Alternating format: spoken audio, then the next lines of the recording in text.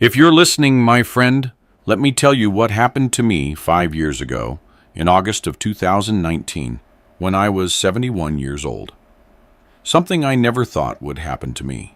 Me, Clarence Clay Jefferson. Just a simple farmer from Oakland Parish, Louisiana. My own son, Marcus, the oldest one, the one I raised with these calloused hands, he threw me out of my house and tossed me into the old chicken coop like I was trash. Yes, just like I told you. The coop, where we used to keep the chickens. I just stood there, frozen, watching two hired hands he brought haul my belongings out of the room where my wife Alara and I slept for 30 years. May God rest her soul. It was a Saturday afternoon. The heat was brutal, the kind that makes you sweat through your clothes.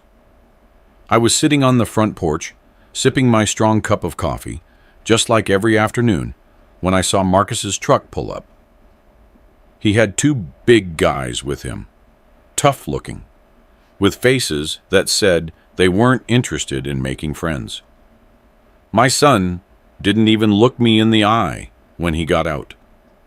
He went straight to my room and told those men to take everything out. Everything, you understand? My old leather satchel that my father gave me when I got married, the one with my initials stamped on it. The pictures of my Alara, the ones she loved so much, showing us on our wedding day at the First AME Zion Church downtown.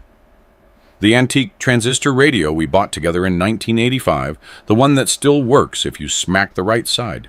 My clothes, my shoes, even my mother's rosary that hung on the bedpost. I jumped out of my chair so fast that my coffee mug slipped and shattered on the concrete porch. I yelled at Marcus, asking what in the world he thought he was doing. But he looked at me with those cold eyes, like I was a stranger, and told me to shut up. He said the house was his now, everything was his, and that I should be grateful he was letting me stay on the property at all. My legs nearly buckled when I heard that. It felt like a knife had been plunged into my chest and was being slowly, painfully twisted. The two hired hands carried my things to the chicken coop, about 50 yards behind the main house. That's the place where we used to keep 20 chickens, where my Alara would go every morning to gather fresh eggs for breakfast. We hadn't kept chickens there for 2 years, not since my son said they weren't profitable, and we should just buy eggs from the market. The coop was about 10 feet by 13 feet. It had a dirt floor, cracked cinder block walls, and a rusted tin roof that definitely leaked when it rained. The door was old, half-rotted wood that wouldn't even close right. I followed them, still unable to believe what was happening. I kept thinking it was a nightmare, and I'd wake up in my own bed next to the window overlooking the cornfield. But no, it was real. Too real.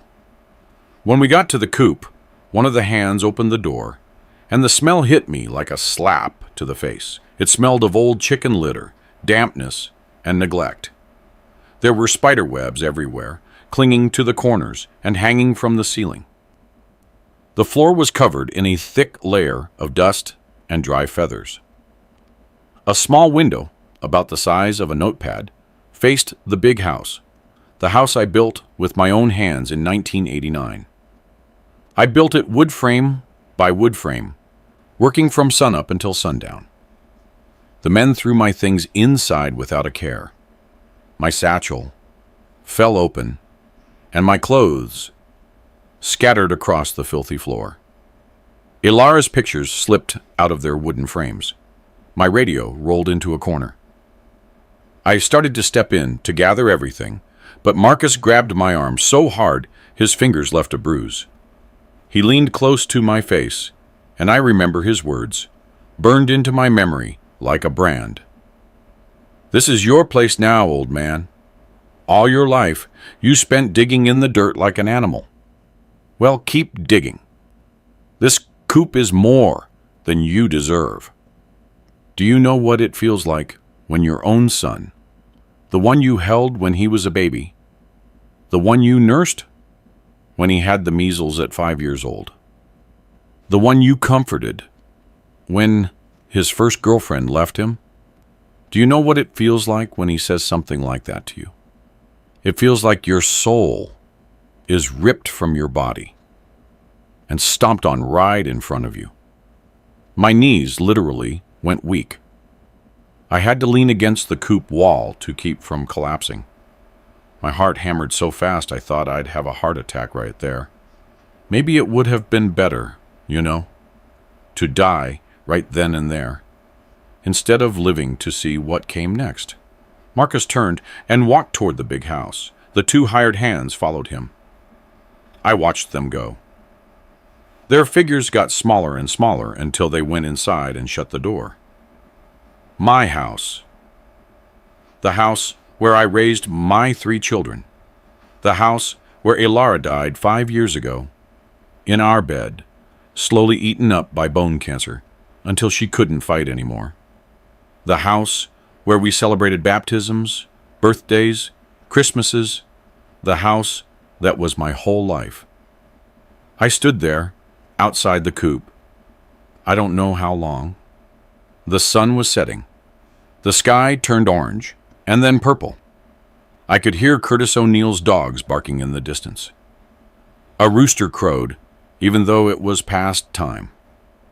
Finally, I stepped into the coop, closed the door behind me, and sat down on the dirt floor amongst my scattered things. I picked up Ilara's photo and wiped it clean with the sleeve of my shirt. In that picture, she's smiling, wearing her white wedding dress. I'm next to her in my borrowed suit, both of us standing in front of the church. We were 20 years old. She was the most beautiful woman I'd ever seen in my life, with those deep dark eyes and that smile that could light up any room. Just 3 months earlier, barely 3 months, Marcus had come to see me with some papers. He told me the government was offering grants to farmers, that I qualified, but I needed to sign some documents. I told him I couldn't read, that I never learned because as a boy, I had to work the fields with my daddy. There was no time for school. Marcus told me not to worry, that he was my son, that I could trust him, and that these were just formalities to receive the support money. I trusted him. Of course I did. He was my firstborn, my pride, the only one of my children with a college degree. I made my mark on the papers where he pointed, on 4 or 5 different pages. He didn't even explain exactly what they said. Then he left with the documents, and I waited for that government support that never came. A month ago, when I asked him about the money, he laughed. He laughed right in my face and told me, "There's no grant, you old fool." Those papers were to transfer the house and land property into my name. Now everything is legally mine. You should thank me for letting you stay here. At first, I thought it was a cruel joke, but when he showed me the papers, the official property registration documents, I understood it was true. He had tricked me. My own son had stolen everything I owned, using my illiteracy, my trust, and my fatherly love against me. When I yelled at him, when I cried that it wasn't fair, that I worked my whole life for that land and that house, he told me the law was on his side, that everything was legal, and that I was an ignorant old man who didn't understand how the modern world worked. That first night in the chicken coop was the longest of my life. The mattress the hired hands had thrown in was old. It had springs sticking out that dug into my back. I fixed it up the best I could in a corner and spread a thin sheet over it. The tin roof rattled in the wind, like someone was hitting it. Through the tiny window, I could see the big house, all the lights blazing. I started hearing music, laughter, and loud voices. Marcus had invited people over. He was throwing a party. I lay down on that miserable mattress with Alara's photo clutched to my chest, and for the first time in many years, I wept. I cried in silence, biting my lips so no one would hear me, though there was no one nearby. Tears streamed down my cheeks and fell onto Alara's picture. I begged her forgiveness. I whispered, "Forgive me, my love. I couldn't protect what we built together. I let our son take everything from us." The party music grew louder. I recognized those hip-hop songs Marcus likes now that he thinks he's rich. I could hear men's and women's voices shouting and laughing. My son was celebrating his triumph, celebrating that he had stripped me of my home, celebrating his new life as the owner of the property I built with the sweat of my brow for 40 years. Do you know, my friends, what hurt the most at that moment? It wasn't sleeping in a dirty coop, or the broken mattress, or the smell of chicken. It was remembering. Remembering when Marcus was born, when I held him for the first time at the Baton Rouge hospital, so tiny he fit in both my hands. Remembering when he learned to walk, taking clumsy steps on the front porch while Ilara and I watched him so he wouldn't fall. Remembering when he was 8 years old and fell off the horse, breaking his arm, and I carried him 3 miles to town because we didn't have a truck. Then remembering when he was 15 and told me, "Daddy, I want to go to college.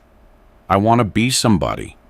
And I answered him, "You go to college, son, even if I have to sell everything I own." And I sold things, yes. I sold our best dairy cow, our favorite, the one that gave 5 gallons of milk a day. I sold her to pay for Marcus's first semester at the university. I sold my mother's antique gold locket, the only treasure she left me, the one I plan to give to my grandchildren someday. I sold it to buy Marcus books and a computer. I worked 16 hours a day, every day, without rest. During the day, I tended my 10 acres of corn and beans. At night, I went to the market in town to load sacks of vegetables for the merchants. I earned a few extra dollars. I would get home at 2 in the morning, sleep 3 hours, and be up again at 5 to start over. I did all of that for Marcus, for my son, so he could have a better life than mine, so he wouldn't have to break his back in the field, so he could be educated and respected. And I succeeded, didn't I? He finished college. He studied agricultural business management and finance. He came back to the parish with his diploma and his degrees.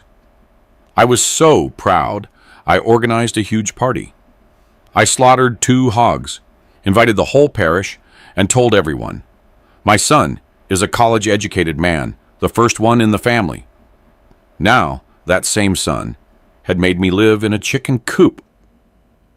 That night, lying in the dark with Marcus's party music blaring in the distance, I realized something. My son had become a stranger. The sweet boy I knew, the one who cried when he saw injured animals, the one who hugged me before bed, that boy was gone. In his place was a cold, ambitious man, capable of betraying his own father for money and property. My friends, you know what real betrayal is. It's not being robbed. It's not being lied to.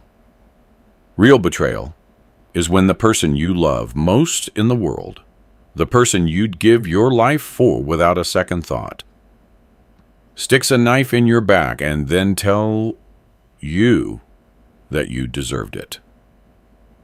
That is dying, but still breathing.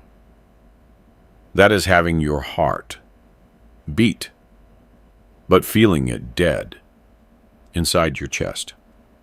The next day, Sunday, I woke up with the sun streaming through the little window. My back ached from the bad mattress. I sat on the edge of the mattress and looked around the coop in the daylight. The cinder block walls had huge cracks. I could stick my hand through some of them. The tin roof had holes. I could see patches of blue sky. The dirt floor was uneven. There was a puddle of dirty water in one corner, probably from the rain last week. There was no bathroom, just an old bucket in the other corner that I'd have to use for my needs. A light bulb hung from the ceiling, connected to a wire running from the main house. I flipped the switch, and it worked. At least I had that, a weak yellowish light, but light nonetheless. In another corner, there was a small kerosene stove that Alara used to use when we went camping down by the river. I would have to cook my meals there. I started organizing my things the best I could. I folded my clothes and put them back in the satchel. I cleaned the dirt floor with an old broom I found. I swept up the dry feathers and dust.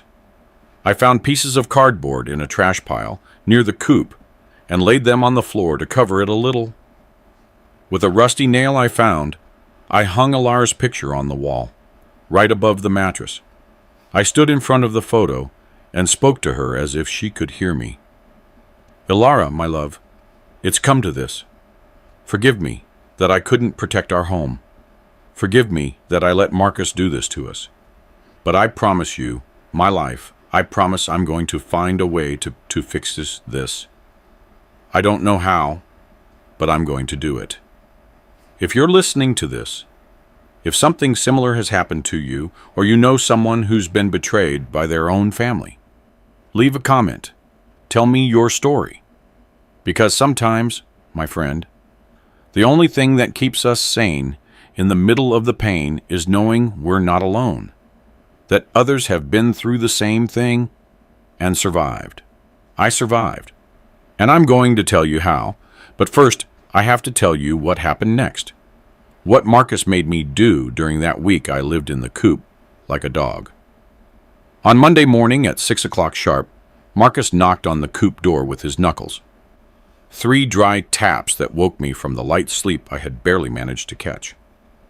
I got up from the mattress. My back creaked like old wood. I opened the door, and there was my son, dressed in clean, expensive denim and a pressed white shirt. He looked me up and down. I was still in the same clothes I'd slept in, wrinkled and dirty with dust. He told me that now that I lived there, I had to earn my keep. Every morning at 6, I had to be ready to work the garden plot. I had to pull weeds, water the tomato and pepper plants, and feed the hogs in the back corral. He used these exact words: "Since you're living here rent-free, you're going to earn it with work. I don't support freeloaders."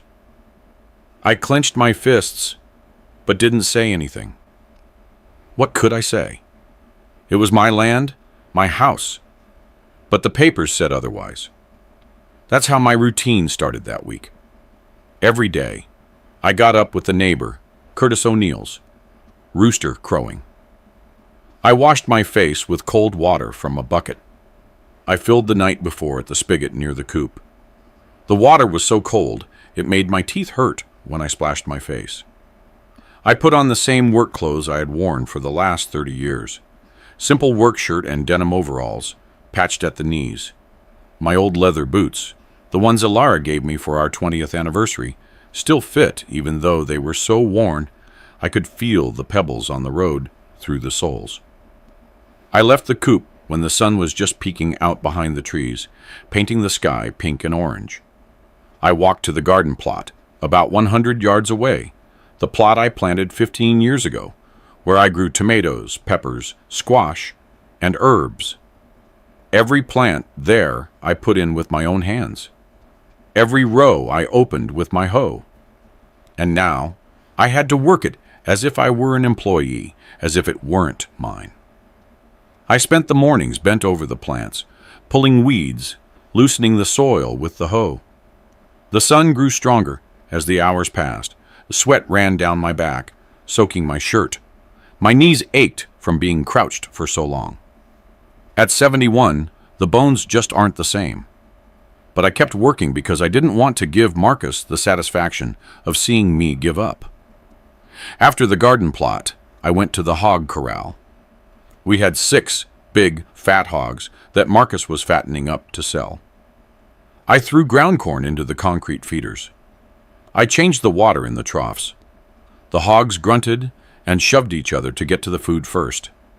The smell of the corral was so strong, it clung to my clothes all day, that sour, heavy smell of manure and mud. I returned to the coop around 11 in the morning, when the sun was highest and the heat was unbearable. I sat down on the ground outside the coop in the shade of an old mesquite tree growing nearby. I took out my meal, which was sparse. Cold, slightly hard leftover cornbread with reheated beans that I warmed on the kerosene stove that morning. Sometimes a roasted green pepper if I found one in the garden plot, water from the bucket to drink. That was my lunch. On Wednesday, the 3rd day in the coop, Marcus gave me money for the week. $20. He placed it in my hand and said, "This is for your food, and it's more than you deserve, old man." $20 a week. Do you know how much it costs to eat on $20 a week? You have to buy the absolute cheapest things: cornbread, beans, rice, maybe an egg if you're lucky. No meat, no chicken, no fresh vegetables. Barely enough to survive. That same Wednesday, I walked to town to buy some food. The town is about 1.5 miles from the house. It takes half an hour to walk. I went into Ms. Loretta's general store, an elderly woman who has known my family for 30 years. She saw me come in, and her face changed. She looked sad. She greeted me softly and asked what I needed. I asked for a pound of beans, a pound of rice, 10 cornbread patties, and 2 eggs. She put everything in a plastic bag without saying anything, but I could see she was looking at me with pity. When I went to pay, Ms. Loretta came up to the counter and whispered, "Mr. Clay, I heard what happened. I'm so sorry. If you need anything at all, you tell me." I thanked her, but told her I was fine, that I didn't need anything. That was a lie. I needed a lot of things. I needed my house. I needed my dignity. I needed my son not to be a disgrace. But I didn't tell her that. I took my bag and left the store. On the way back, I ran into 2 neighbors, Curtis O'Neill and his son Darius. They've known me for years. I used to sell them corn from my harvest. They greeted me, but their eyes didn't look at me the same way. They looked at me with that gaze people give you when they feel sorry for you, when they know something bad happened but don't know what to say. I just said good morning and kept walking, my head held high, even though inside I was dying of shame. I got back to the coop and stored the food in a cardboard box I was using as a pantry. I sat down on the mattress and for the first time in many years, wondered how I had reached this point. Me, Clarence Jefferson, who worked his whole life honestly, who raised 3 children, who supported his family, who was respected in the community. Now I was living in a chicken coop, eating cold beans, and using a bucket as a toilet. Sunday arrived, the 4th day since he'd kicked me out of the house. I thought it would be a quiet day, that I could rest a little, but mid-morning trucks started rolling in, one after another. Loud music, laughter, voices. Marcus was throwing another party, but this one was bigger than Saturday's. I peeked through the coop window and saw about 20 people in the yard. Men in expensive clothes, designer shirts, Stetson hats, women in tight dresses and heavy makeup. I recognized some of them. They were city folks, businessmen, company owners. Marcus had invited them to show off his new property, to show them that he was an important man now. They set up long tables with white tablecloths on the porch. I saw trays of barbecue, bottles of expensive bourbon and whiskey, and beer chilling in coolers. A man was grilling meat on the large pit I built 10 years ago. Beef ribs and smoked sausage that smelled delicious, even from where I was. I stayed in the coop for a while, watching through the window, but then I thought I couldn't stay hidden all day, that I needed to go out, even if just to walk around. I went out and headed toward the garden plot, where I thought no one would bother me. I started pulling some weeds that had grown up between the tomato plants, just to have something to do, to keep from feeling useless. I was crouched down with the hoe in my hands when I heard Marcus's voice. He was speaking loudly. He wanted everyone to hear him. I turned slightly, still crouched, and saw him with a group of 5 or 6 men, all with drinks in their hands, all well-dressed. Marcus pointed toward where I was and said, with a laugh in his voice I'd never heard before, "See that old man in the garden plot? That's my daddy. All his life he was just a simple farmer, never amounted to anything. He worked this land for 40 years and never owned more than these few acres. Now I allow him to live in the old chicken coop and work for his food. That's life, fellas. The strong prosper, the weak serve." The men laughed, a loud, mocking laughter. One of them said something I couldn't quite catch, but it made the others laugh even harder. Marcus kept talking, saying that he had gone to college, that he had learned how to run a business, and that's why he was successful now, while his father remained an ignorant farmer. I stayed crouched there, gripping the handle of the hoe so hard my knuckles were white. I felt the blood rush to my head, hot and boiling.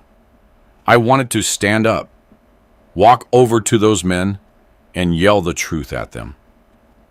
Tell them that I built that house with my hands, board by board, that I had worked that land since I was 15. When I inherited it from my father, that those big pecan trees giving shade where they were standing, I planted them 25 years ago. That the well they used to wash their hands, I dug it with the help of 2 neighbors. It took 3 weeks of digging under the sun.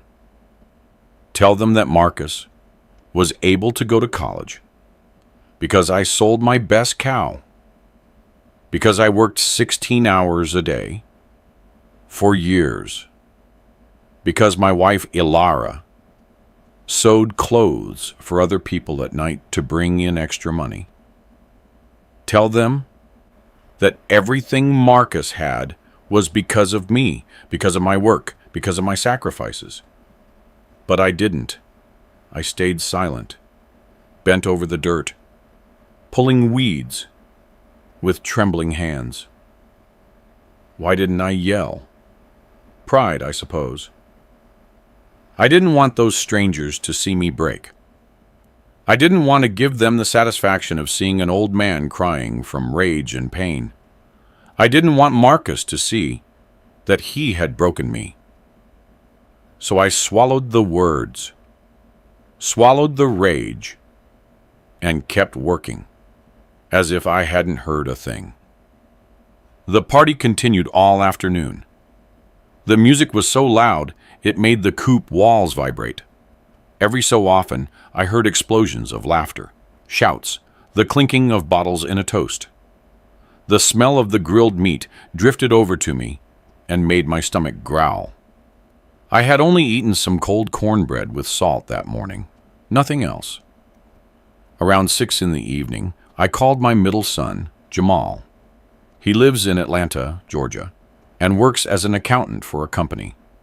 He answered after several rings. He sounded busy. I told him what was happening, that Marcus had kicked me out of the house, that I was living in the chicken coop, that he was making me work for food. Jamal was silent for a long time. Then he said he was going to come down and talk to Marcus, that he couldn't believe what he was hearing. Jamal arrived the following Tuesday evening. I saw his small, old car park in the yard. Jamal doesn't make a lot of money and has 3 children to support. I watched him get out. I saw how he looked toward the coop, toward where I was standing in the doorway. His face twisted into a grimace of pain.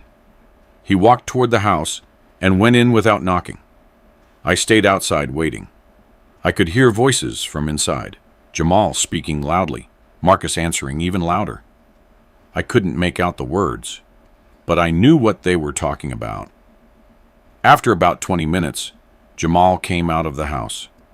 Marcus followed him to the door. I heard Marcus say, "If you're so worried about the old man, take him home with you. Put him in your apartment with your wife and kids." Marcus paused, then added, "Oh, you can't? Then mind your own business." Jamal walked over to me. His eyes were red, as if he had been crying or holding back tears. He put a hand on my shoulder and told me he was sorry, that he had talked to Marcus, but there was no way to reason with him. He said his apartment was too small, that there was barely enough room for the 5 of them, and that he had no way to take me in. He handed me $50, telling me he would send me money every week, whatever he could spare. Then he got back into his car and drove away without looking back at me. I think he was too ashamed. I also spoke on the phone with Shayla, my youngest, my daughter. She lives in Houston, Texas, with her husband and 2 daughters. She works as a nurse at a hospital. When I told her what Marcus had done, she started crying. She said she couldn't believe it. How could her brother do such a thing? She told me she would send me money, that she would do whatever she could to help. But she also said she couldn't come home. She had to work. Her daughters were in school, and traveling that distance took time and money. I told her I understood, not to worry, but when I hung up the phone, I sat on the mattress and felt more alone than ever. On Friday night, the 6th day in the coop, Marcus threw another party, smaller than Sundays, but just as loud. I was lying on the mattress trying to sleep when I heard the house door open. Men's voices, drunken laughter, footsteps crossing the yard, coming closer to the coop.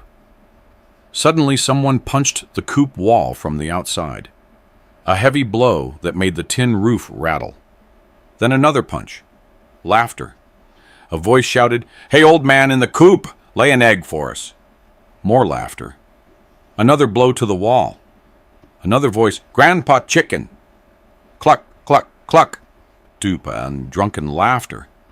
I lay there in the dark, my fists clenched, my jaw tight, my teeth aching. My heart was racing, fast, so fast. I felt a rage, so immense I thought my chest would explode. I wanted to go out, confront them, yell at them to leave, but there were several of them. They were drunk, and I was a 71-year-old man. I wouldn't accomplish anything but further humiliation. The banging continued for a while. Then the voices moved away, returning to the house. The music kept playing until past midnight. I didn't sleep at all that night. I lay there looking at the tin ceiling, thinking that I couldn't go on like this, that I had to do something, anything. Understand me, friends. I could have left. I could have walked to town, taken a bus to Baton Rouge, stayed in a shelter or on the street. I could have asked Jamal to let me sleep in his living room, even on the floor. I could have told Shayla to send me money for a plane ticket to Texas. But I didn't want to leave. This was my land. This was my life. My Alara was born here. My 3 children were born here. We buried my father here when he died. We planted every tree here, dug every row, built every wall. I wasn't going to let Marcus run me off like a dog. I wasn't going to give him that victory. I wanted justice. I wanted to get back what was mine. And even though I didn't know how, even though I was an old farmer who couldn't read or write, I was going to find a way. Because you can't take a man's dignity unless he hands it over to you. And I was not willing to hand mine over to Marcus. On Saturday morning, The seventh day in the coop. I woke up before dawn, not from the neighbor's rooster this time, but because I couldn't keep sleeping. My back ached so much that every time I moved, it felt like needles were sticking into my kidneys. I sat up on the mattress with the thin blanket over my shoulders because it was still cold, that pre-dawn chill that gets right into your bones. I sat there in the dark, looking at Alara's photo, hanging on the wall, barely visible in the faint light coming through the little window. And I started to remember. I don't know why at that moment. Maybe because I needed to remember that things were once different, that I was once more than an old man living in a chicken coop. I remembered the day Marcus was born. It was March of 1985. I was 37, Ilara was 35. We had been married 15 years.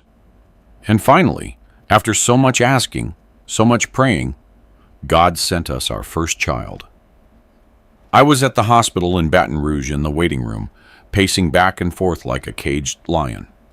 The walls were that pale green all hospitals have, with the smell of disinfectant that makes you dizzy if you breathe it in too long.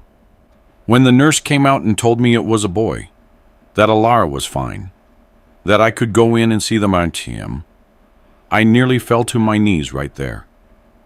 I went into the room and saw my Ilara lying in bed, her hair damp with sweat, but smiling with that smile that lit up everything. And in her arms, wrapped in a blue blanket, was my son, my Marcus. I held him for the first time. And friends, I don't know if you've had that experience, but when you hold your first child, it's like the world stops. He was so tiny, so fragile. He fit perfectly in my arms. His eyes were closed, his little face wrinkled and red, his tiny fists clenched. And I made him a promise right there in that hospital room. I told him, even though he couldn't hear me yet, "My son, I'm going to give you a better life than mine.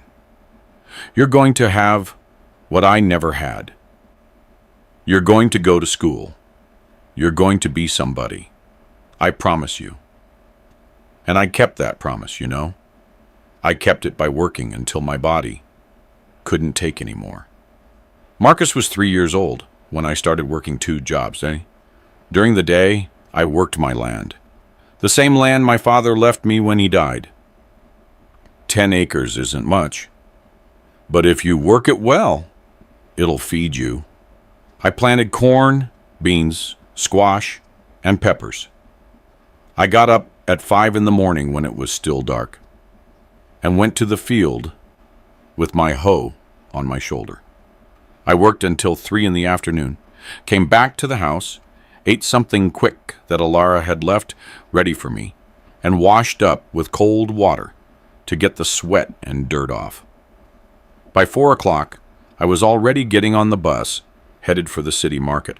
I would arrive around 5:30 at the Central Market in Baton Rouge, a huge place filled with stalls selling fruit, vegetables, meat, and flowers. The noise was tremendous, everyone shouting their prices, customers haggling, radios playing music. I worked as a loader. The merchants who sold heavy sacks, 50-pound sacks of potatoes, onions, oranges, needed help loading and unloading. I volunteered. They paid $50 a night, sometimes a little more if there was a lot of work. $50 doesn't sound like much now, but back then in the mid-'80s, it helped. It added up. I carried 50, 75-pound sacks on my back. I went up and down stairs, in and out of trucks. Sweat ran all over my body. My back was burning. My arms were trembling. Some days, I loaded 50 or 60 sacks in a single night. I finished around 11 p.m., sometimes midnight. I took the last bus back.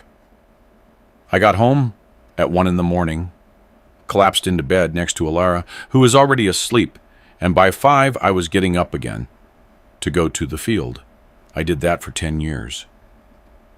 about 10 years of working 16, 17 hours a day. On Sundays, I rested a little more. I slept until 6, went to church with Alara and the children, because by then, Jamal and Shayla had been born. But even on Sundays, I worked in the field for a few hours. I couldn't leave it abandoned. Why did I do it? For my children, to save money for their education. Alara helped too. She sewed clothes for others at night. The neighbors would bring her pants to mend, dresses to take in or let out, shirts that needed buttons. She stayed up late with her old sewing machine, the one that made a rat-a-tat noise, like a machine gun when she sewed fast. She earned $20 or $30 per job. We kept everything in an old coffee can that we hid under the bed. Marcus was a good student. He liked school from the time he was a small child. He got good grades. The teachers liked him. In elementary school, he was the best in his class, and in middle school, too. I felt proud every time I went to parent-teacher meetings, and the teachers told me that Marcus was very smart, very diligent, that he would go far. But 1998 arrived, and that year almost destroyed us. Due to a severe drought, it didn't rain all summer. My crops dried up. The corn I had planted in April to harvest in September never grew right. The stalks stayed small and yellow. The cobs never filled out. The beans were the same. The squash died. I lost the entire harvest that year. And that was the year Marcus graduated from high school. He was 18. He had earned a high enough GPA to get into college. He wanted to study agricultural business management and finance at Southern University in Baton Rouge. I had promised him he would go to college, not to worry about the money. But the money we had saved in the coffee can for years wasn't enough. Tuition for the first semester cost $3,000, plus books, plus transportation, because he had to commute from the city every day, plus food. We needed about $5,000 just to get started. I went to the bank to ask for a loan. They said yes, they would lend me $15,000, but at a 30% annual interest rate, because the only collateral I had was my land and my harvest. And the harvest that year had been a disaster. 30% was an outrageous amount. It meant I would end up paying almost double, but I accepted. I signed the papers with my cross. Just like years later, I signed the papers Marcus put in front of me. I left the bank with the money and gave it to Marcus for his university. But it still wasn't enough. Midway through the first semester, Marcus called me, saying he needed more money for books and a special school project. I had no idea where to get more. I already owed the bank, and I had spent all our savings. So I looked at Bessie. Bessie was my dairy cow, the best I had ever owned. She was a Holstein, white with black spots, with big, gentle eyes. I had bought her as a calf 5 years earlier. I raised her myself. She gave 5 gallons of good creamy milk a day. Alara used that milk to make cheese that we sold in town. She made cream and butter. Bessie was part of the family. My children loved her. They gave her affectionate names, fed her grass by hand. I sold her. I took her to the cattle market one Tuesday morning. A man from another town offered me $800 for her. It was a good price, but it broke my heart.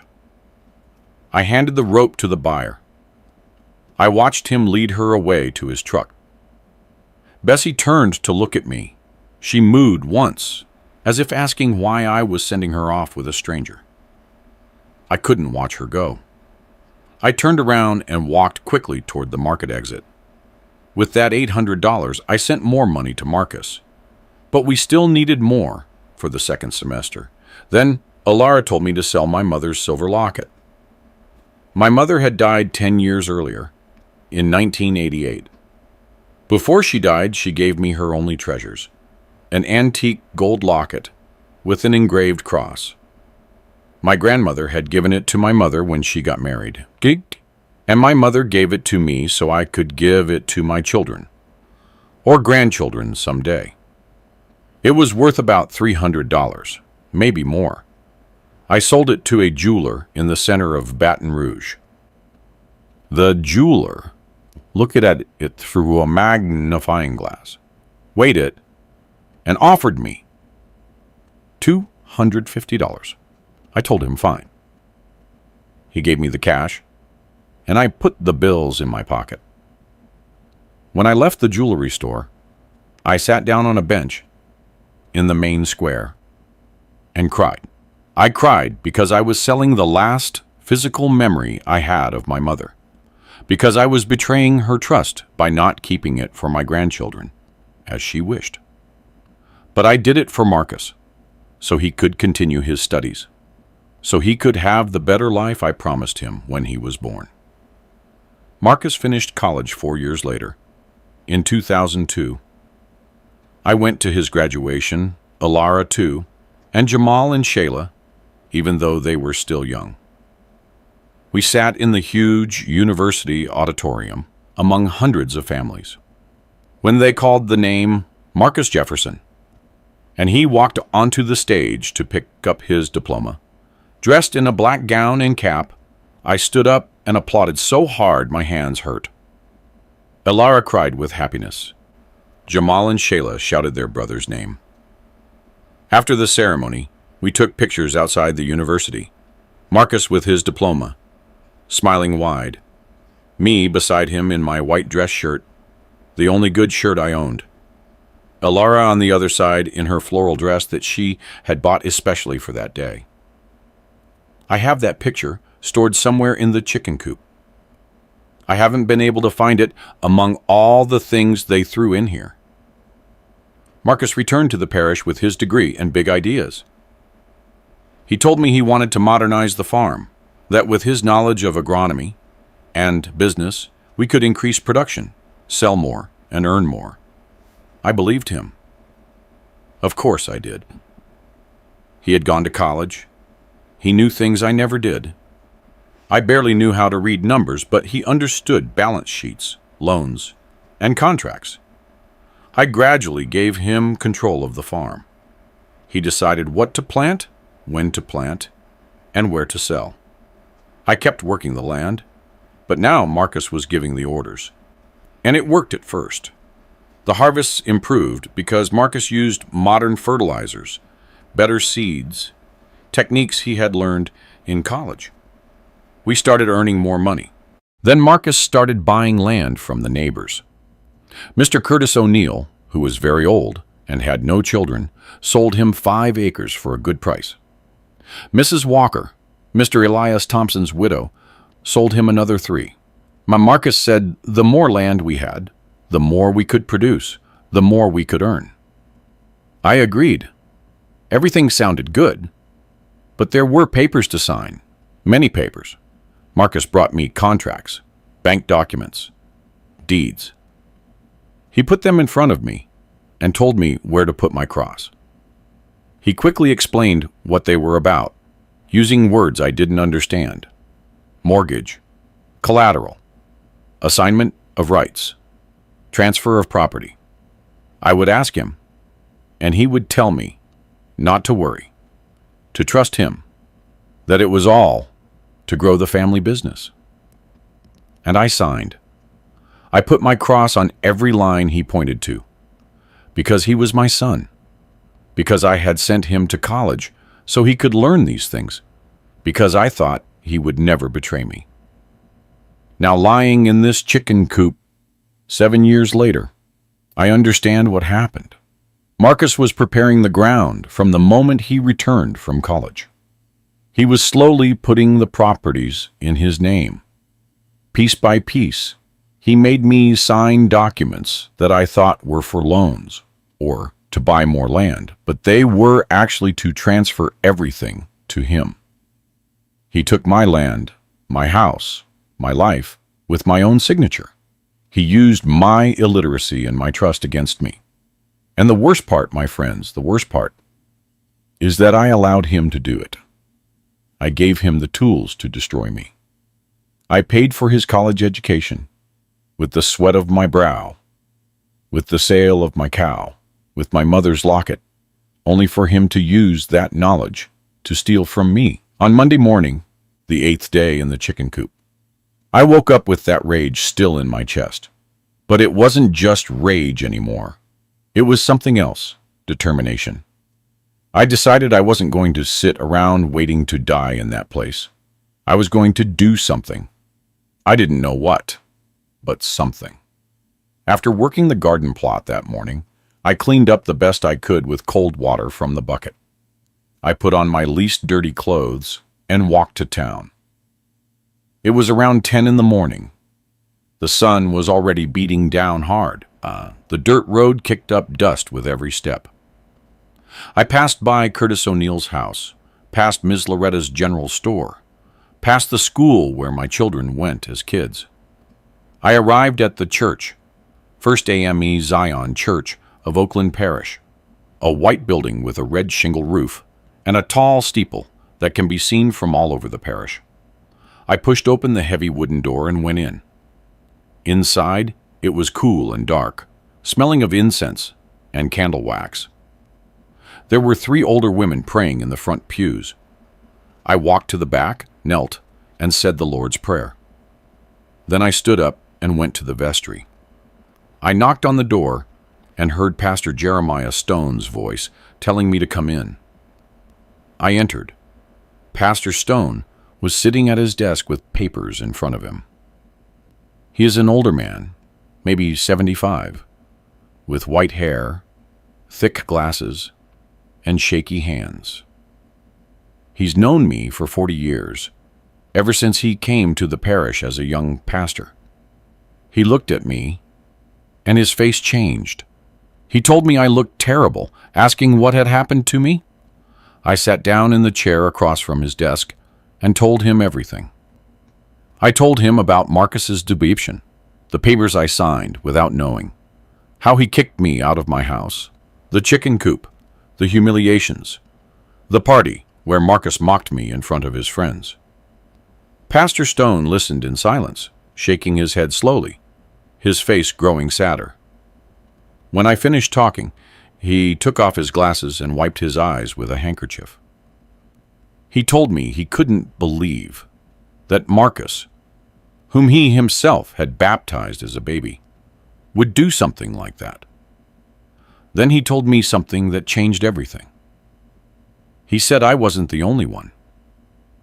He told me that Curtis O'Neill, my neighbor, had come to talk to him 2 weeks earlier, saying that Marcus had tricked him too.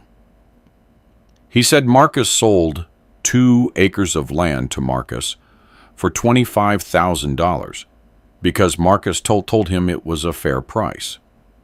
But later, Curtis found out that Marcus resold that land to an agribusiness company for $100,000, that the papers Curtis signed didn't say what Marcus explained. Pastor Stone told me that Lila Mae Walker, Mr. Thompson's widow, had also come to complain. Marcus convinced her to sell him half her property when her husband had just died, and she was confused and grieving. He paid her very little, taking advantage of the fact that she didn't understand numbers. And Eli Thompson, another neighbor, was having similar problems with Marcus. Pastor Stone looked me straight in the eye and told me to go talk to them, that maybe together, we could do something. He gave me their addresses, though I already knew where they lived. He put a hand on my shoulder and told me to pray, to have faith, that God doesn't abandon the righteous. I left the church with my heart pounding, not from fear, but from something close to hope. If Marcus had tricked more people, if there were more victims, then maybe we could unite. Maybe we could fight together. That evening, around 6 o'clock, I walked up to Curtis O'Neill's house. He lives about half a mile from my property, on a smaller farm than mine. I knocked on the door, and his wife, Ruth, opened it. She saw me and looked surprised. She asked what was wrong with my face, that I looked older. I told her I needed to talk to Curtis about something important. Curtis came out and invited me in. His house is simple: cinder block walls, concrete floor, a wooden table in the kitchen. I sat down on a chair, and Ruth poured me coffee in a chipped mug. The coffee was hot and sweet. It tasted like heaven after days of drinking only water. Curtis sat down across from me. He's 68, younger than me, but he looks older because he had a stroke 3 years ago, and the right side of his face is slightly dropped. He drags his right leg a little when he walks. His hair is completely white. He uses a cane. I told him my story. I told him everything, just like I told Pastor Stone. Curtis listened and nodded, as if none of it surprised him. When I finished, he sighed heavily and told me his story. He said that a year ago, Marcus came to him with a proposal, that he needed 5 acres of land to expand his operation, and he offered $25,000 for them. Curtis had 12 acres total. 5 wasn't too much to lose. Marcus showed him papers, explaining that it was a simple sale, and he just needed to sign. Curtis, who also can't read well, trusted him. He signed. Months later, Curtis heard from another neighbor that Marcus had sold those 5 acres to an agribusiness company for $100,000, 4 times what he paid for it. When Curtis confronted him, Marcus told him that's called doing business, that he bought low and sold high, and everything was legal. But the worst part, Curtis told me, was when I checked the papers with my nephew, who can read. My nephew told me the documents didn't say exactly what Marcus explained, that there was fine print I didn't understand, that they had practically stolen the land because the actual price listed in the contract was even less than the $25,000. Ruth, who was listening from the stove, started to cry. She told me those 5 acres were the best on their entire property, where they grew the corn they sold, and it was their livelihood. Now they barely had enough to live on. I felt my blood boil. I asked Curtis if he was willing to fight, to seek justice. He looked at me with those tired eyes and said yes. He had nothing left to lose. If there was a way to recover something, he would be willing. The next day, Tuesday, I went to see Eli Thompson. He lives on the other side of the parish. He has a small property where he grows peppers and tomatoes. He is a 60-year-old man, stronger than me, tall, with huge hands from so much work. I found him in his field cutting peppers. When I told him why I was there, he dropped the sack of peppers on the ground and told me to come into his house. We sat down under a mesquite tree in his yard. He also had his story with Marcus. He told me that 2 years ago, he urgently needed money because his wife had kidney failure. She needed dialysis, which cost a fortune. Marcus offered to lend him $10,000, but with a guarantee. Eli had to put his property up as collateral. Marcus told him it was just a formality, that as long as he paid the loan installments, there would be no problem. Eli signed, received the money, paid for his wife's treatment, and started paying the loan installments to Marcus. But the interest rate was extremely high, almost impossible to pay. Eli fell about 2 months behind on the payments because he couldn't afford it. Then Marcus told him that because of the delinquency, he had the right to keep Eli's property, that the contract said so. Eli nearly went crazy. He went with his son, who knows how to read, to review the contract, and it was true. The fine print said that if he fell 2 consecutive payments behind, the property automatically transferred to Marcus. Eli had to sell his best tractor and his tools, everything valuable he owned, to gather the money and catch up.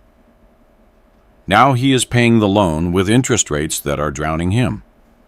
But at least he hasn't lost his land yet. He told me Marcus is a wicked man who takes advantage of humble people who don't understand contracts or fine print. And he also wanted to do something, but he didn't know what. I told him what I told Curtis, that perhaps together we could fight. That same afternoon, the three of us, Curtis, Eli, and I, went to Lila Mae Walker's house. She lives in town, in a small house next to the square. She is a 65-year-old woman, tiny, with her hair in a bun and wrinkled hands. She was widowed a year and a half ago when her husband, Mr. Thompson, died of a heart attack. She opened the door and was surprised to see the three of us together. We told her we needed to talk about something serious. She invited us into her living room and offered us iced tea. We sat on her old sofa and we told her our stories. She started crying before we finished. She told us that Marcus had tricked her too. 2 months after her husband died, when she was still grieving and couldn't even think straight, Marcus came to her house. He told her that Mr. Thompson owed him money, that he had a signed promissory note. He showed her papers she couldn't read well because she didn't have her glasses, and was crying anyway. Marcus told her Mr. Thompson owed $10,000. If she couldn't pay, she could give him half of her property to settle the debt. Lila Mae, who didn't know what to do, who didn't understand numbers, who just wanted to be left alone with her grief, accepted. She signed the papers. Marcus took 3 of the 6 acres that Mr. Thompson had worked his whole life. Later, Lila Mae went to her brother, who lives in Atlanta and knows about law, to tell him what happened. Her brother told her it was likely fraud, that Mr. Thompson had never told anyone he owed money, and that the promissory note was probably fake. But when they went to confront Marcus, he showed them the note, signed with Mr. Thompson's mark, and registered with a notary. Everything was legal according to the law. Lila Mae told us, weeping, that she didn't know what to do, that she needed the money from the harvest of her remaining 3 acres to survive, and she was afraid Marcus would take those too. The 4 of us sat in that small living room, silent, each with our story of pain and betrayal. I looked at them one by one, at Curtis with his half-droopy face, at Eli with his huge hands trembling with rage, at Lila Mae wiping her tears with the corner of her apron. And I told them what I felt in my heart. My friends, Marcus didn't just betray me. He's stealing from all of us. He's taking advantage of us because we're old, because we can't read, because we trust. But if we stand together, if we fight together, maybe we can do something. Eli asked what we could do. None of us had money for a lawyer. None of us knew anything about the law. We were 4 old farmers against a young, educated man with legal documents on his side. That's when I remembered Shayla, my daughter in Texas. She worked as a nurse and earned in dollars. She had told me many times that if I needed money, she would send it. I had never asked her for anything, because I am proud, and I don't like to be a burden on my children. But this was different. This wasn't just for me. This was for justice. I told the 3 of them that I had a daughter who might be able to help us with money to hire an attorney. Curtis said he had a cousin who was a lawyer in Baton Rouge who might charge us a cheap rate if we explained the situation. Eli said he could also put in some money. Not much, but something. We agreed. I would call Shayla that night. Curtis would call his lawyer cousin, and we would meet again in 2 days to see what we could do.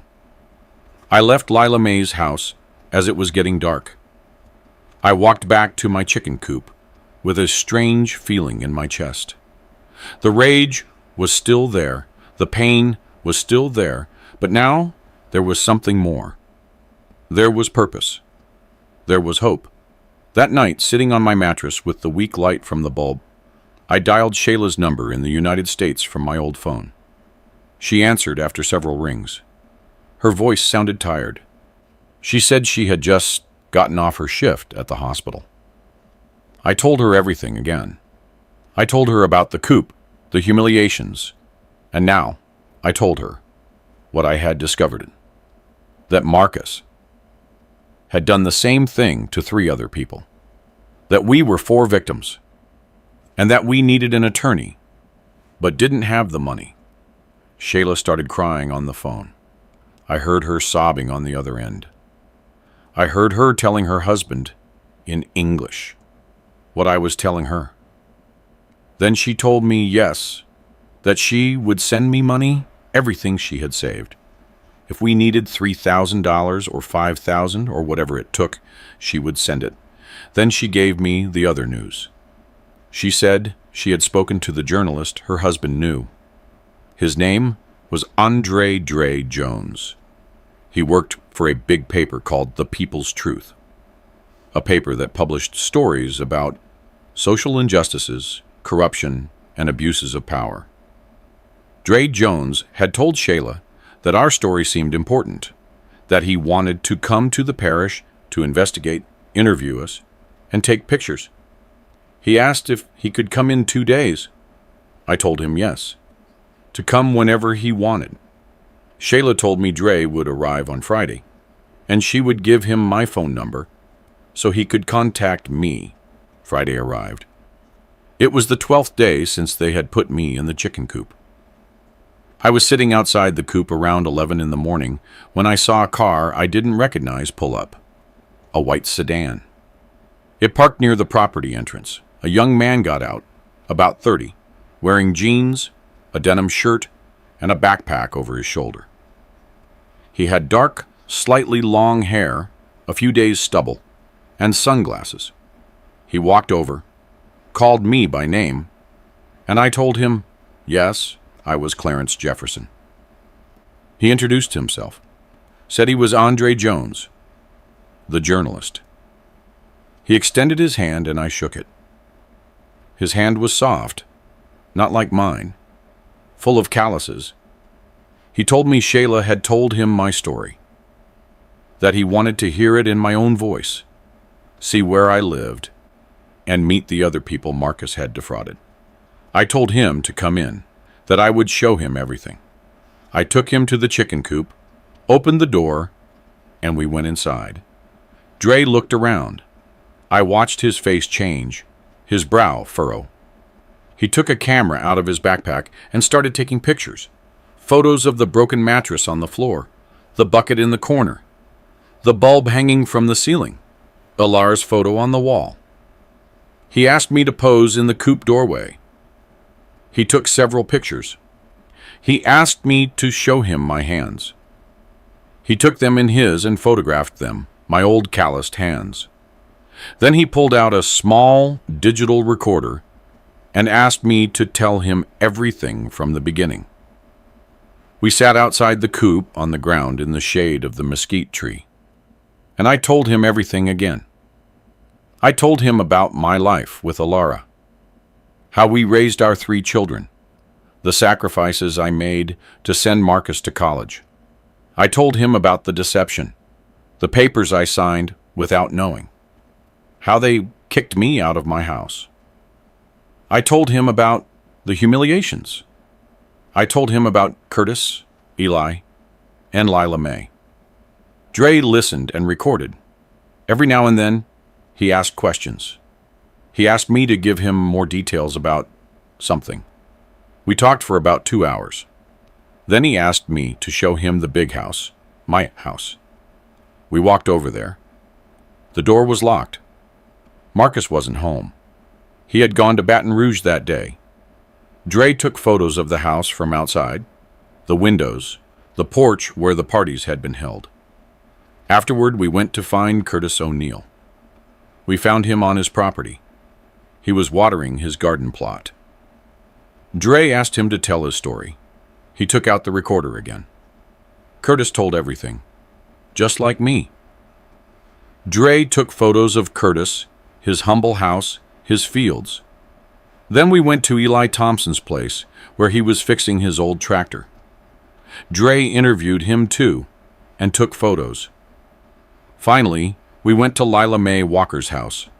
She opened the door and let us in. When Dre asked her to tell him what Marcus had done to her, she started to cry. Dre let her cry for a while.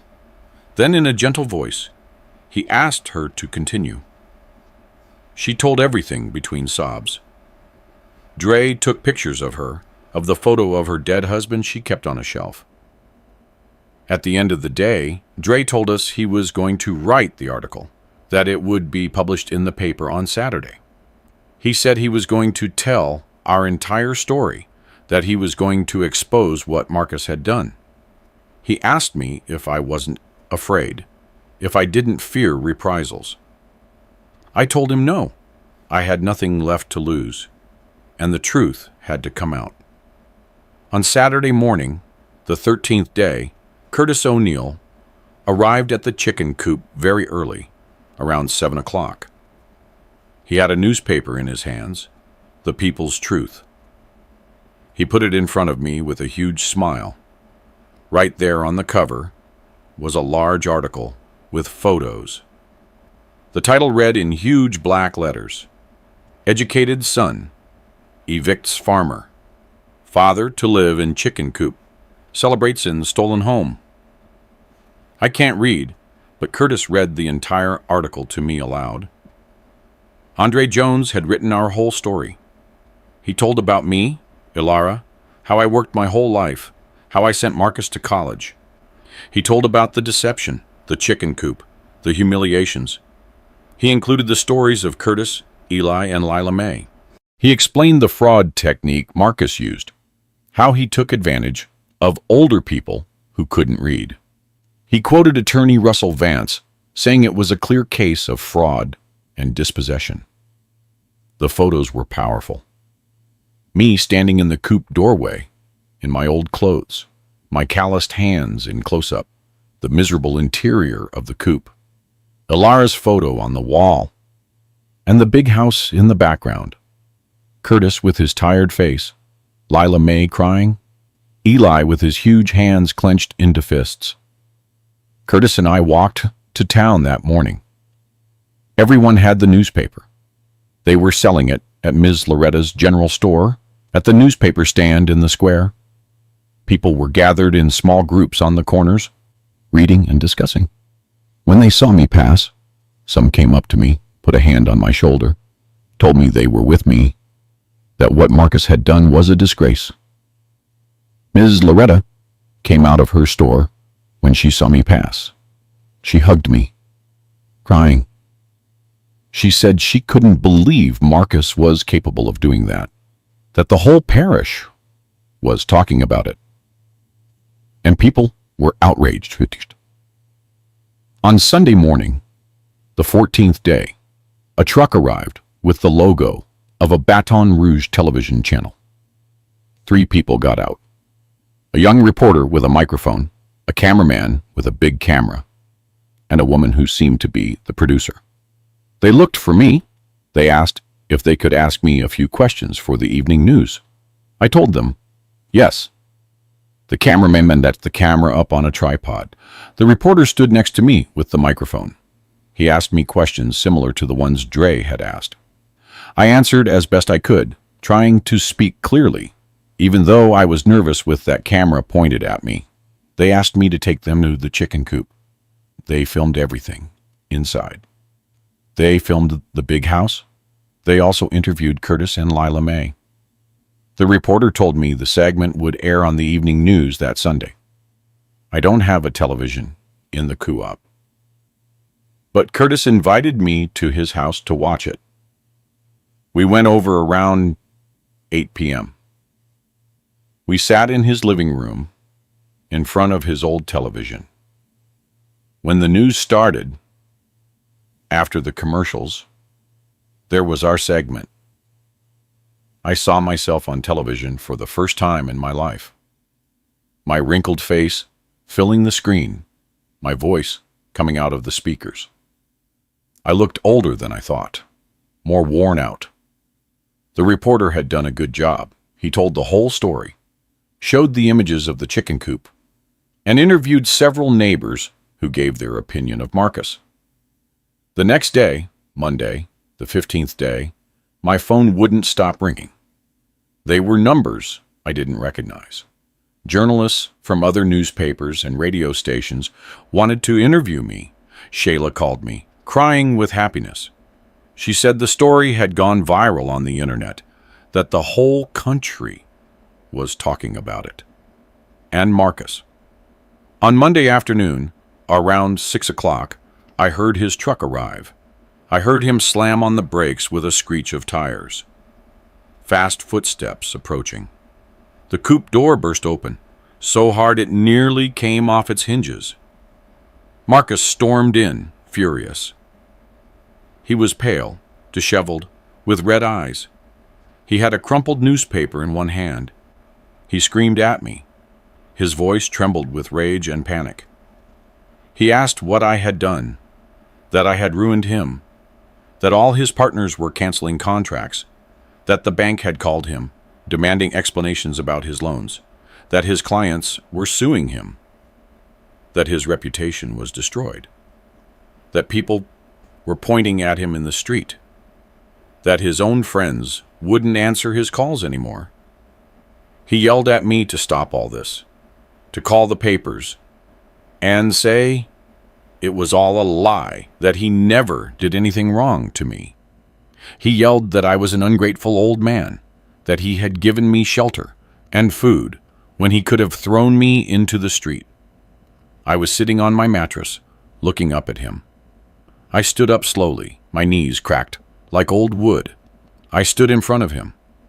We were almost the same height, even though he is younger and stronger. I looked him in the eyes and said in a calm voice, calmer than I felt, "I didn't do anything, son. I just told the truth. The truth about what you did to me, what you did to Curtis, to Eli, to Lila Mae. You destroyed yourself with your own greed and your own cruelty." Marcus came closer, his face inches from mine. He threatened me. He said I would regret this, that it wouldn't end here. I didn't move a muscle. I didn't take a step back. I held his gaze. After a moment, he was the one who looked away. He crumpled the newspaper with both hands, threw it on the floor, and rushed out of the coupe. I heard him get into his truck, start the engine, and roar away. On Tuesday, the 16th day, Attorney Vance called all four of us. He told us to come to his office, that he had news. We made the trip to Baton Rouge again, riding in Curtis's old truck. We arrived mid-morning. The attorney greeted us with a smile. He told us he had finished preparing the class action lawsuit against Marcus Jefferson for fraud, forgery of documents, and dispossession of property. He said he had gone to the courthouse that morning and officially filed it.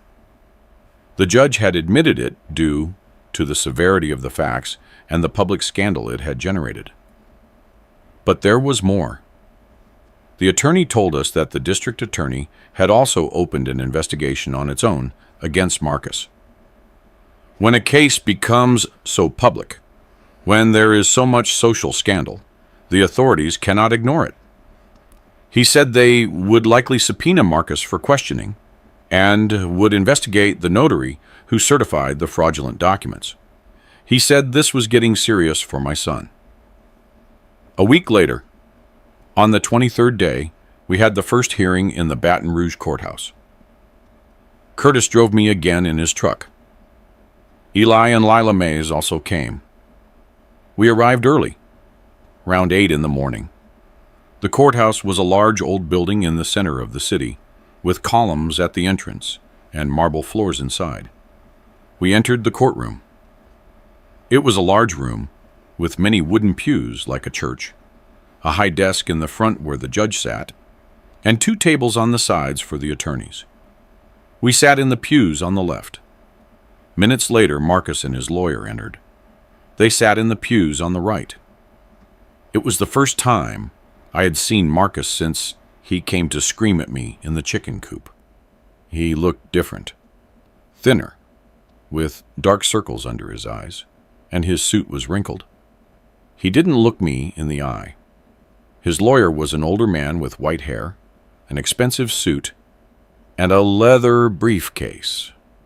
He was probably charging a fortune. The judge entered. We all stood up. She was a woman in her 50s, wearing a black robe and glasses, with a serious face. She sat down and told us to be seated. The hearing began. Attorney Vance presented our lawsuit, read the facts, showed the fraudulent documents, and called a handwriting expert who had analyzed the signatures and confirmed some were forged or coerced. Marcus's lawyer argued that everything was legal, that the documents were certified by a notary, and there was no fraud, only normal business transactions. But his voice didn't sound very sure. The hearing lasted 3 hours. In the end, the judge said she needed time to review all the evidence, but given the severity of the accusations and the public scandal, she would take immediate protective measures. She ordered that all property transactions made by Marcus Jefferson in the last 5 years be suspended until further notice. She ordered that I, Clarence Jefferson, immediately recover the right to live in my house, in my bedroom, and that Marcus could not prevent it. She ordered the same for Curtis, Eli, and Lila Mae regarding their properties. When the judge pounded her gavel and said the hearing was over, I felt my legs go weak. Curtis hugged me. Eli had tears in his eyes. Lila Mae cried openly. That same afternoon, I returned to my house, my real house. I walked from the chicken coop to the main door. The door was open. Marcus was inside, packing some things in boxes. When he saw me enter, he stopped. We looked at each other for a long moment. I didn't say anything. I walked down the hall to my bedroom, the one I shared with Alara for 30 years. I opened the door. Everything was as I remembered. The bed with the floral quilt Alara had sewn, the old wooden dresser, the window that looked out onto the cornfield, the white painted walls that I painted myself 10 years ago, the large photo of our wedding hanging over the dresser.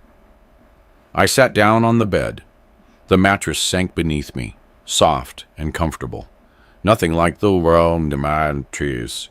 It's a shook and coop. I put my hands on the quilt, running my fingers over the stitches Alara had made with so much love. And I wept.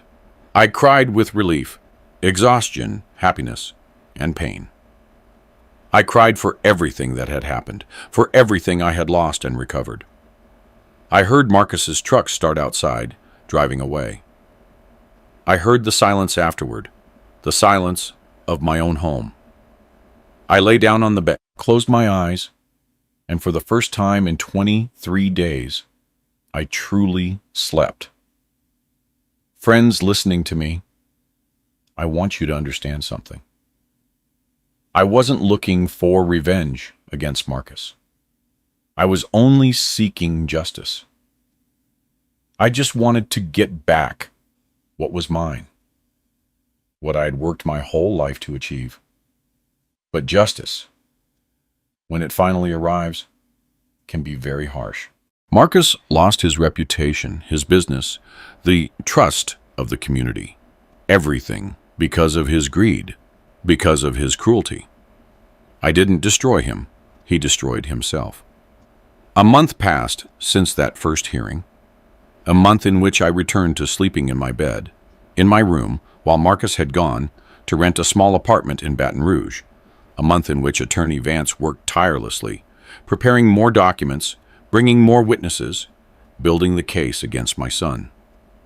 Curtis, Eli, and Lila Mae had also recovered their rights to their properties, thanks to the judge's order.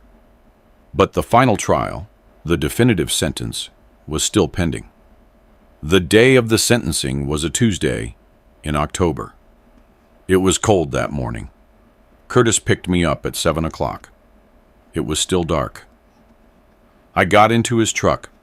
I was wearing my only good shirt, the same one I wore to Marcus's college graduation years ago.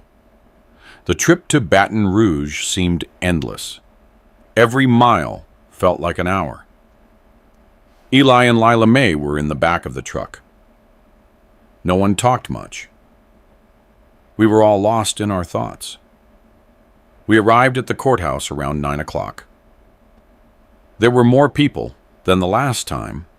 Journalists outside with cameras, neighbors from the parish who had come to support us, curious people who wanted to see how this case that had been in all the papers would end. We entered the courtroom and sat in our usual spot. Marcus arrived minutes later with his lawyer. He looked worse than the last time, much worse. He had lost weight, his hair was messy, his beard unshaven. His suit looked too big for him, as if he had lost 2 sizes in a month. The judge came in and began reading the sentence. Her voice was firm, clear, filling the entire room. She read for almost an hour.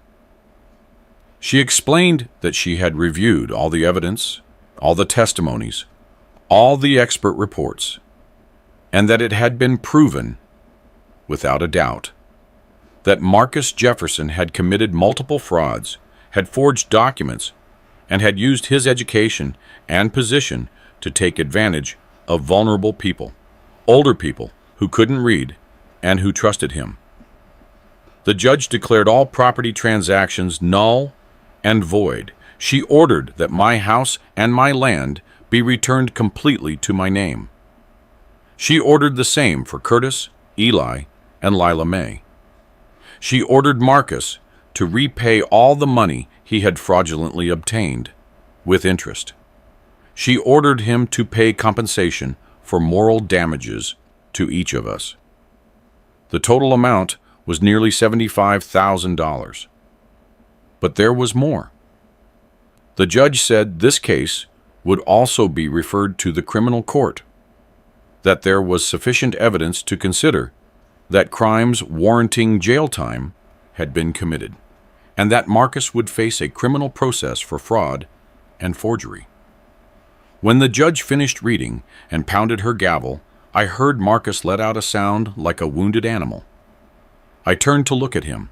His head was in his hands, his shoulders shaking. His lawyer was speaking to him in a low voice, but he wasn't responding. We left the courthouse. Outside, the journalists surrounded us. They put microphones in our faces and asked questions. I didn't want to talk much. I just said that justice had been done, that I was grateful to God and to the judge.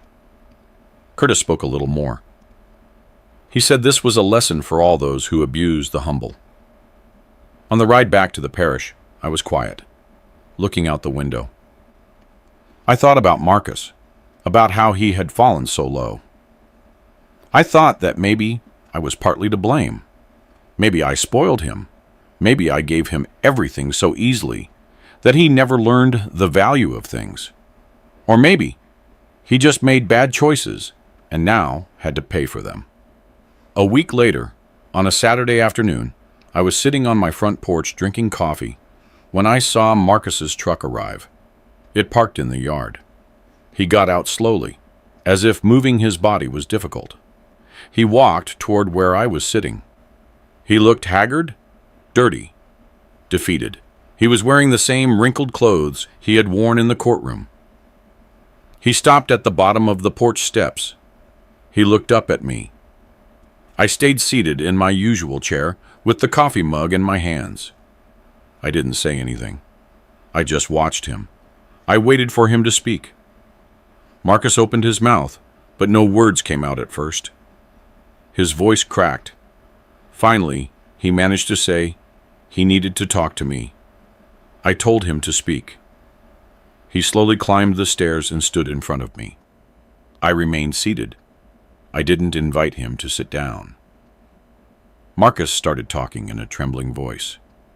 He told me he had lost everything, that the bank had taken all his assets to pay, part of the compensation the judge ordered, that his wife had left him and taken the children to her mother's house, that his business partners had sued him too, that he had no job, no money, nothing, and that he would likely go to jail when the criminal process began.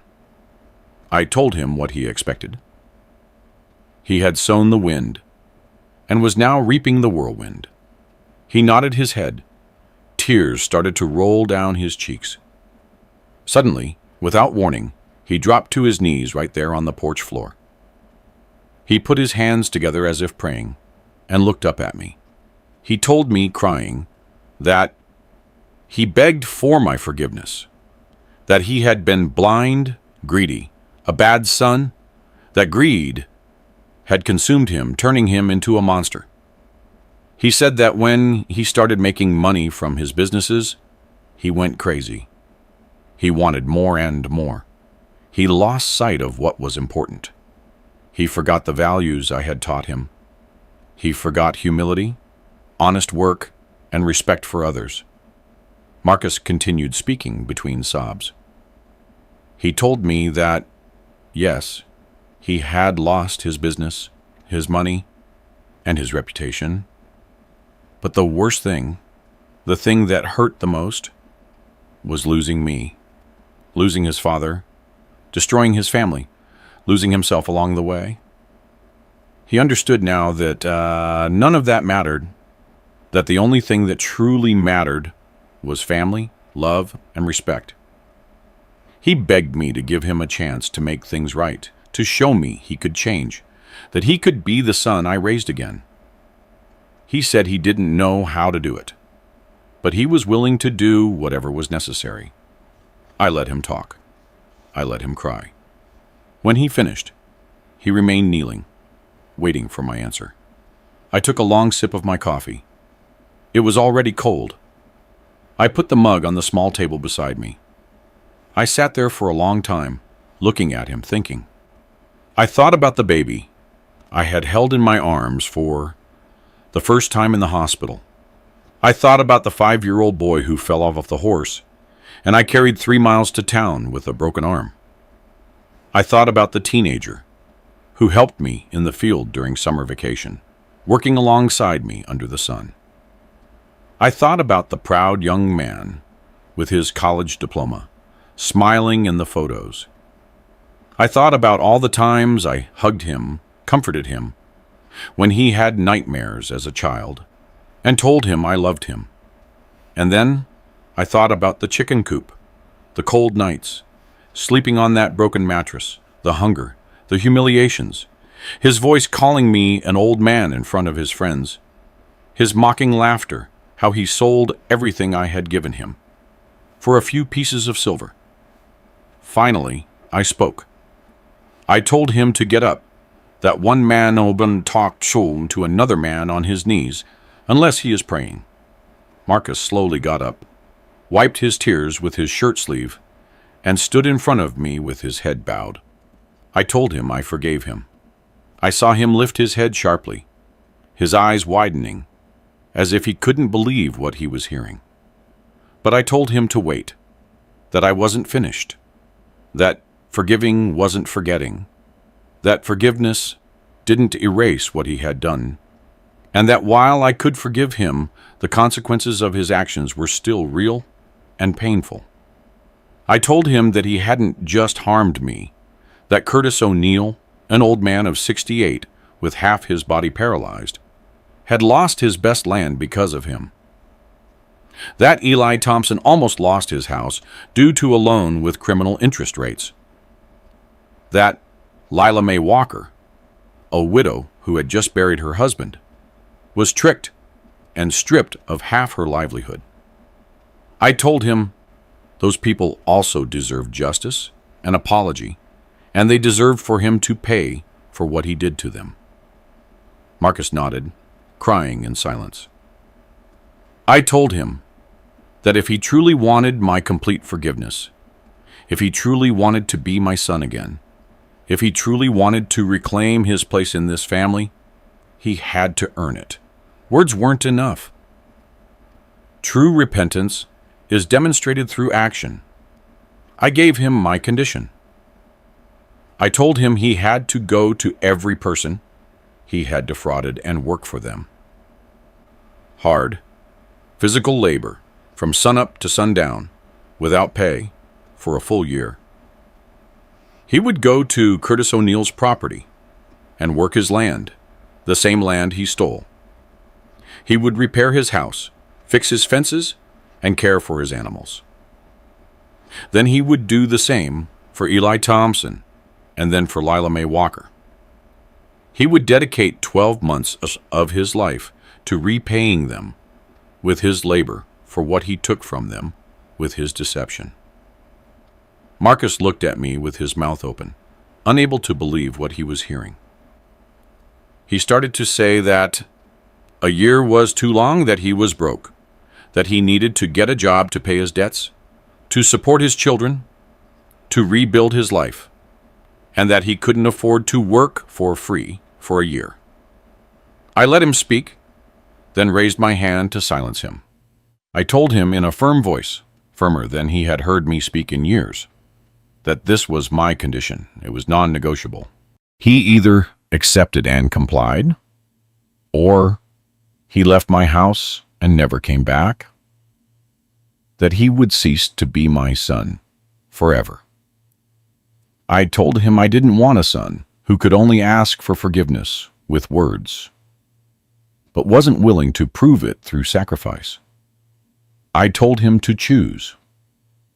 Marcus stood there, trembling. I could see the struggle in his face, in his eyes. A part of him wanted to refuse, wanted to leave, wanted to find the easy way out as he always had. But something had changed in him. Something had been broken by everything that had happened. After what seemed like an eternity, he nodded his head.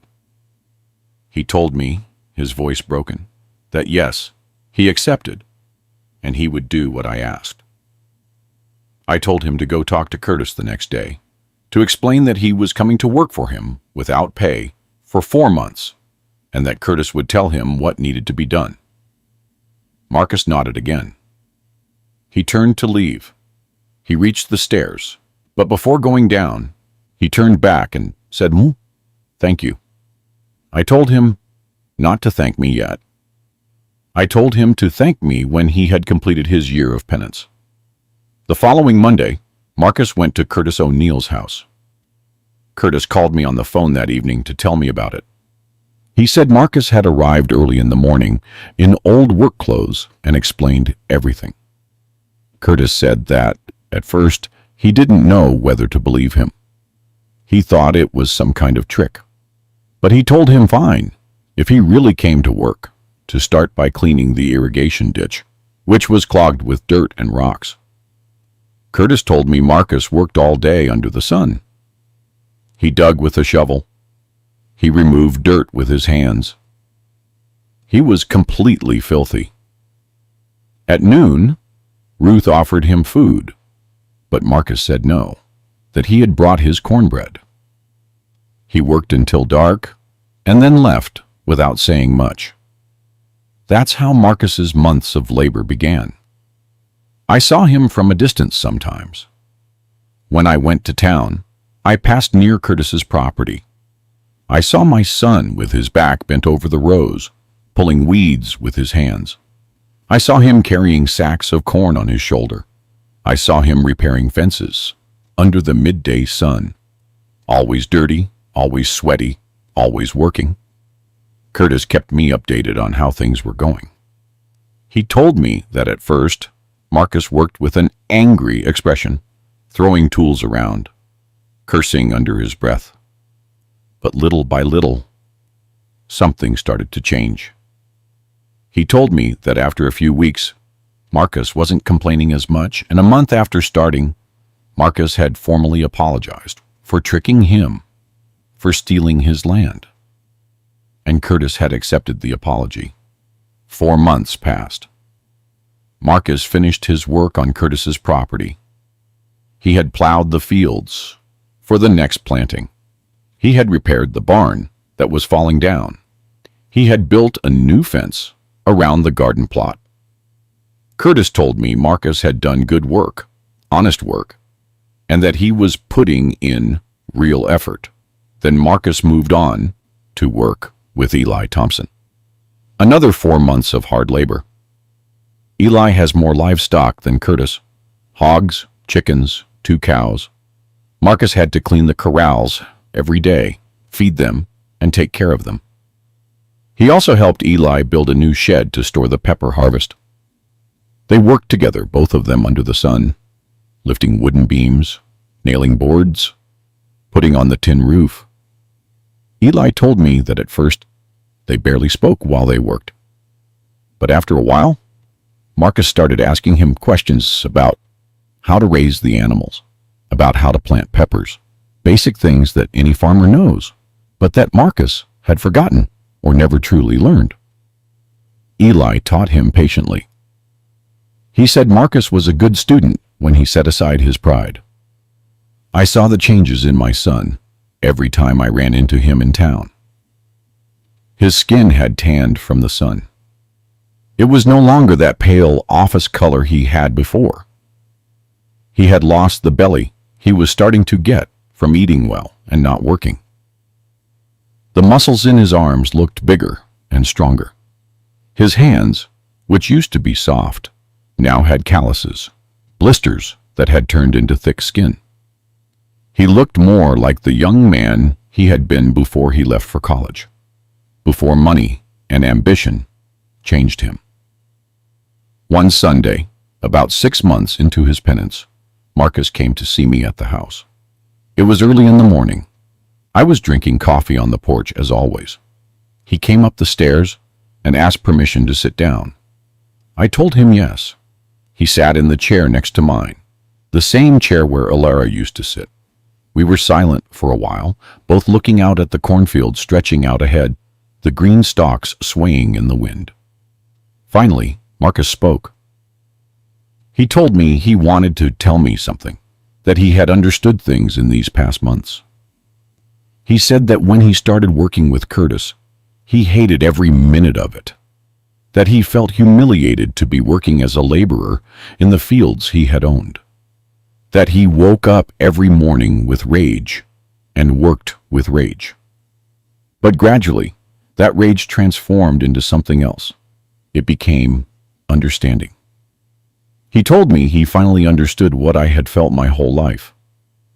The weariness in the muscles after a day of hard work, the burning in the hands from handling the hoe for hours, the hunger that hits you when you've worked under the sun all day, the strange pride you feel when you see the fruit of your labor, when you see the clean field, the fence repaired, the harvest gathered.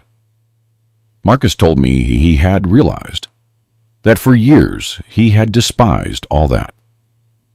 He thought that because he had gone to college, because he had a degree, because he managed numbers and contracts, he was better than the people who worked the land. He saw farmers as inferior, as ignorant, and that's why he could steal from them without feeling guilty. Because in his mind, they didn't deserve what they had. He deserved more. He told me he knew now that he was completely wrong, that people like Curtis, like Eli, like Lila Mae, and like me, we were the truly strong ones. He said that working the land requires a strength he never had, a strength not just of the body, but of the spirit. That requires getting up every day, even when your body hurts, even when your back aches, even when your hands bleed. That it requires keeping going when the harvest is lost, when there is no money, when everything seems impossible. Marcus had tears in his eyes as he told me all this. He said he had been a fool, and worse than a fool, he had been cruel.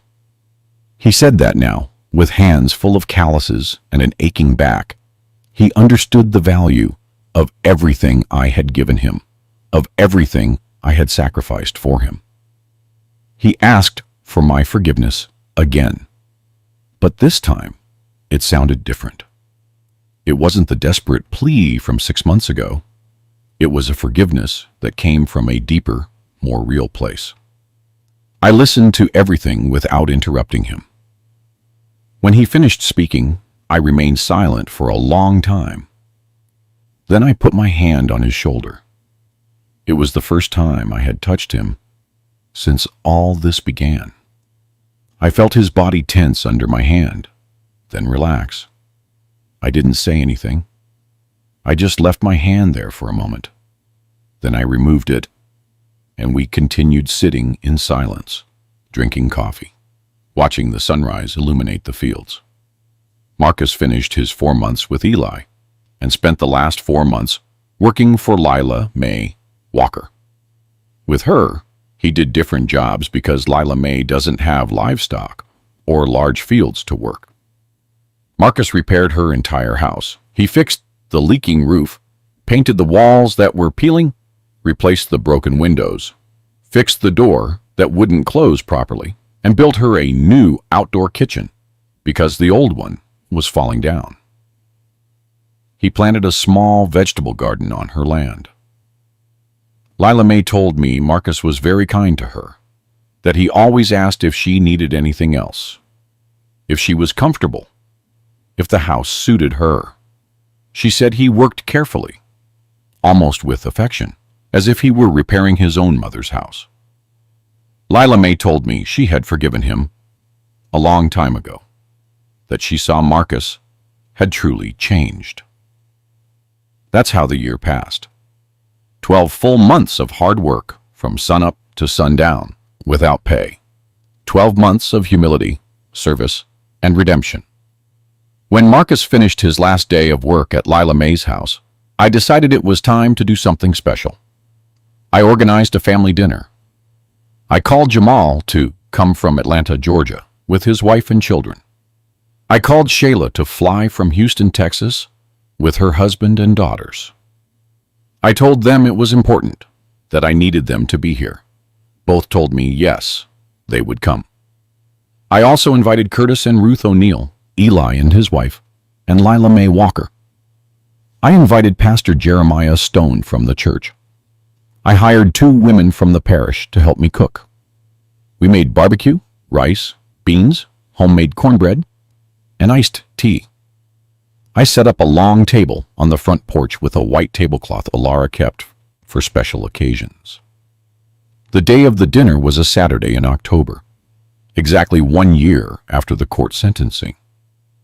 The evening was cool and beautiful, with an orange sky that makes you grateful to be alive. People started arriving around 6 o'clock.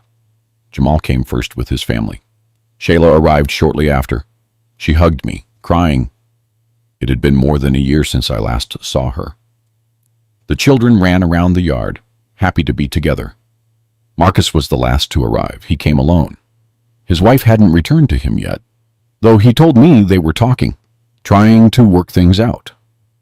Marcus was wearing clean clothes. He had bathed and shaved, but the changes in him were still visible.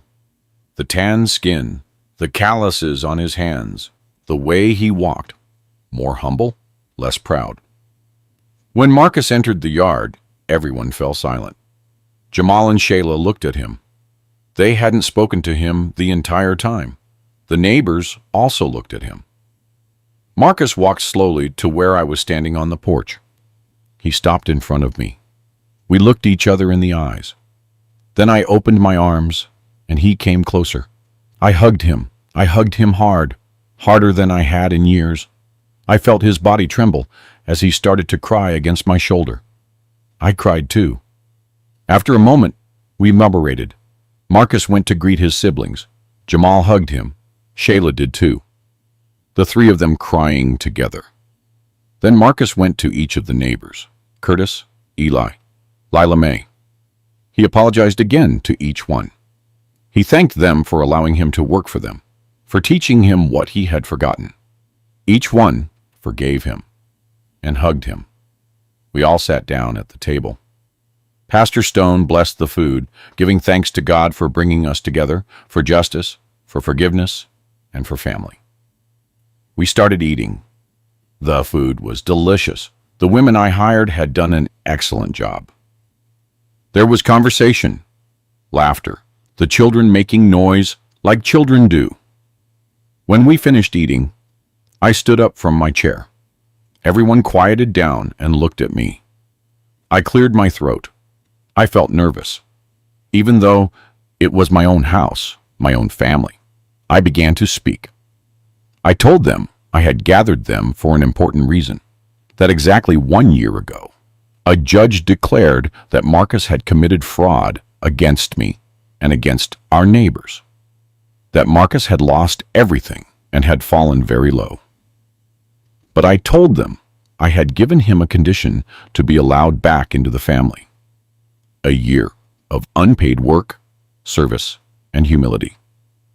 I told them Marcus had complied, that he had worked 12 full months, every day, without complaint, without missing a day, that he had repaid with his labor what he had taken with his deception, and that the neighbors could testify that Marcus had done good, honest work.